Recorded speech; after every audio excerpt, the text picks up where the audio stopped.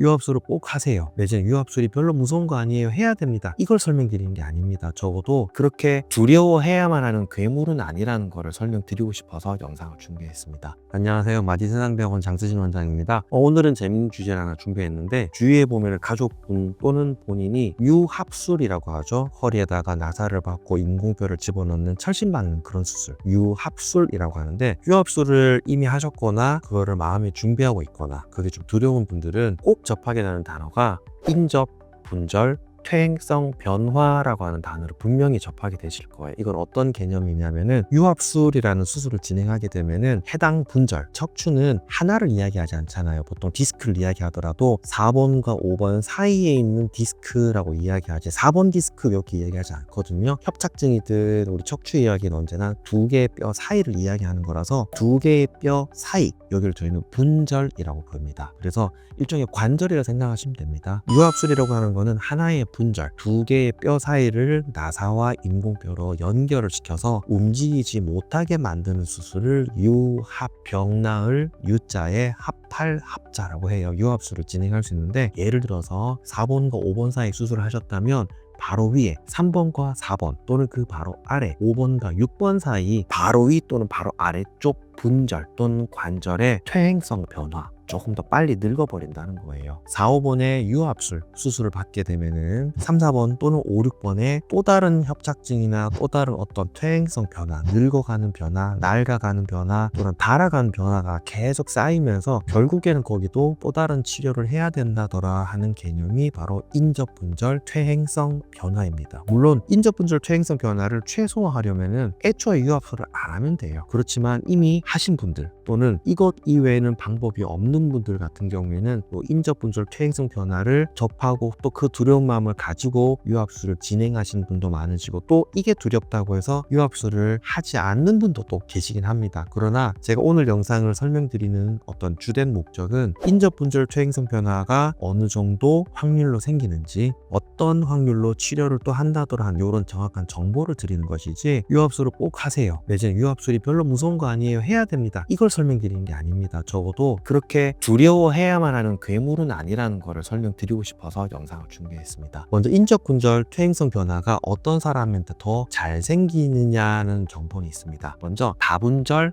유합술이라고 해서 4, 5번 한 군데만 하는 게 아니라 3, 4번, 2, 3번 이런 식으로 여러 군데를 동시에 유합술, 나사를 받거나 유합을 시켜버리는 수술을 한다면은 그에 인접한 분절은 조금 더 쉽게 인접분절 퇴행성 변화, 쉽게 생겨서 협착증이 생긴다고 이해하시면 됩니다. 그리고 비만이 있거나 안 끼는 데가 없죠. 흡연이 있거나 또는 당뇨가 있거나 운동이나 노동이 심한 분들이거나 혹은 기존에 허리에 병이 있던 분들, 3, 4번에 이미 약간의 협착증을 가지고 있었는데 4, 5번을 수술해버렸다. 그러면 3, 4번에 어떤 퇴행성 변화 오는 거는 쉽게 올 수 있겠죠. 이런 식으로 인접분절 퇴행성 변화가 더 쉽게 올 수 있는 사람들에 대한 위험인자들은 가지고 있긴 하지만, 통계적으로요, 인접분절 퇴행성 변화도 많은 사람들이 연구를 하고 발표를 했기 때문에 통계가 범위가 좀 넓어요. 어떤 사람은 몇 %라더라, 어떤 사람은 또 몇 %라더라, 이런 정보들이 편차가 좀 커서 일반인들에게 그 모든 걸 설명해 주기 조금 무리가 있어서 제가 이런 정보들을 가지고 조금 단순화해서 이 정도 범위다, 이런 정도로 설명을 드리려고 합니다. 인접분절 퇴행성 변화는 크게 두 가지예요. 첫 번째는 뭐냐면 영상으로 증명이 되는 인접분절 퇴행성 변화가 있어요. 두 번째는 영상으로 증명이 되는 게 아니라 증상에서 드러나는 인접분절 퇴행성 변화가 있어요. 예를 들어서요, 어떤 환자분이 다른 이유로 허리 엑스레이를 찍어 보니까 우연히 엑스레이에 보인 거예요.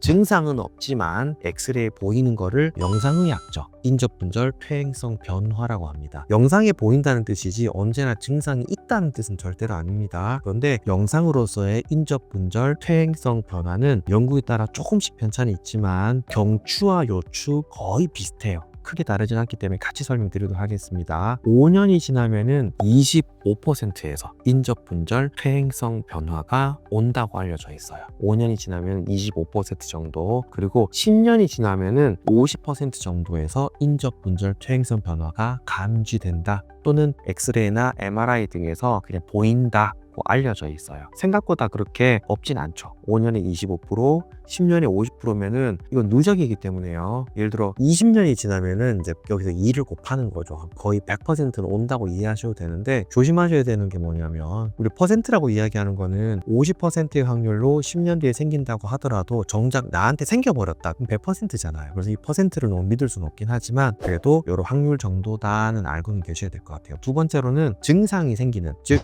인접분절 퇴행성 변화가 영상에서 보이는 거와 그 중에서 증상까지 같이 동반되는 경우를 이야기하는 거예요. 이런 경우는 5년이 지나면 10% 정도, 10년이 지나면 25% 정도, 한 절반 정도 된다. 그죠? 아까 전에는 5년이 지나면 25%에서 영상에서 보이는 거고, 10년이 지나면 50%에서 영상에서 증명이 됐는데, 그 중에 증상이 있는 거는 절반 정도, 5년이 지나면 10%, 15% 정도, 10년이 지나면 25% 정도가 증상이 생긴다고 하더라까지가 증상으로 확인되는 인접분절 퇴행성 변화고, 그러면 이 중에서 발생한 거는 그 다음 문제니까 이 중에서 재수술까지 넘어가는 건 얼마나 될까? 3분의 1 정도예요. 그 말은 5년 정도 지난 거는 실은 3분의 1은 좀 퍼센트가 낮고 흔한 일은 아니라서 10년 정도 지나면은 25%에서 3분의 1 정도니까 한 10% 정도는 재수술로 가더라는 거예요. 그럼 처음으로 돌아가 볼까요? 10명한테 유압술을 진행하면은 10년 정도 지나면은 한 절반 정도에서는 영상에서 인접분절 퇴행성 변화가 보이는 거고요. 절반 정도, 50% 정도에서 그 중에 절반, 25% 정도는 증상이 있더라. 증상이 있는 사람의 3분의 1 정도, 즉